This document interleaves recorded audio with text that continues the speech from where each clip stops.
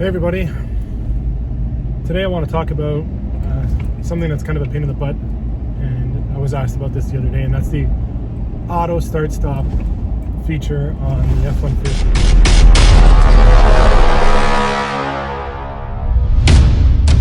On my 2019 it came standard, and it was standard on all 2019s, and I believe it was even on all the 2019s. All the way back to 2015 it was only on some engines. And there's many ways of disabling the auto stop start. And before we get into that, what auto stop start is when you come up to a stop sign or a light, or you stop in traffic, the engine will shut off, but the vehicle is still on. And when you go to leave or depart, you take your foot off the brake, and immediately the engine starts up again. So what that does is it brings down your fuel economy, it brings up your fuel economy minusculely. But anyone who's like me, that's mechanically inclined or has had any mechanical training, has been told, and this was many years ago, that startup is the hardest thing to do to your engine, because when the engine shuts off, all the oil drops down to the pan, and there's no protection on the top end of the motor. On the valves, the rollers, the camshafts, anything at the top half of your engine is now dry because slowly the oil's drained down to your pan. So I don't like when my engine stop starts. There's other little quirks about it that I dislike. Sometimes I'll use it, like if I'm at a railroad crossing and I know it's going to be a long time, I'll just reach over and turn it on and let the engine die, but my radio and everything else stays on.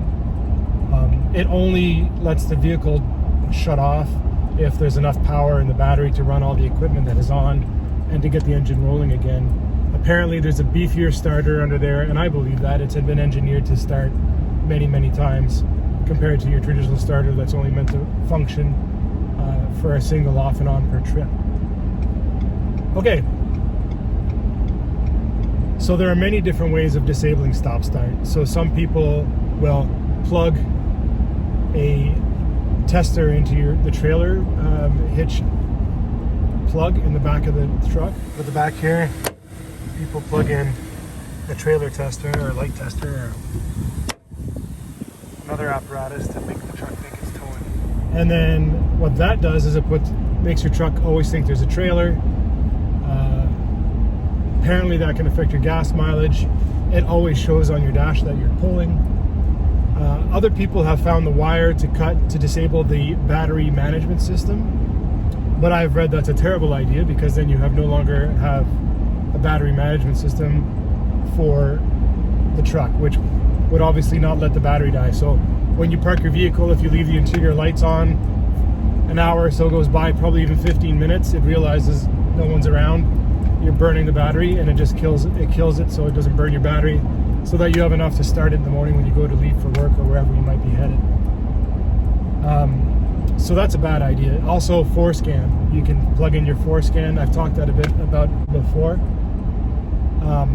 And that also, you can disable the battery management system. Again, I don't recommend it. I wouldn't do it to my vehicle.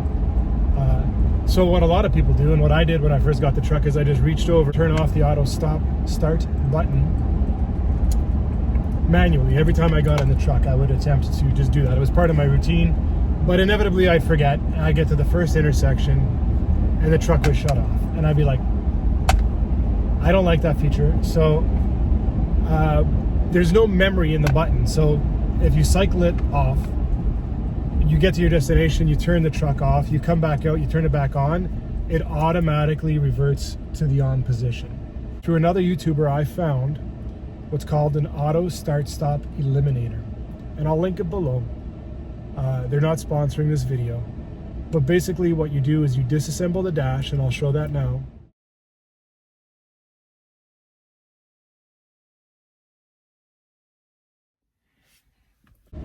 It takes two 7mm bolts and a little bit of prying, and you unplug the auto stop start switch. You put this device on, which I'll show.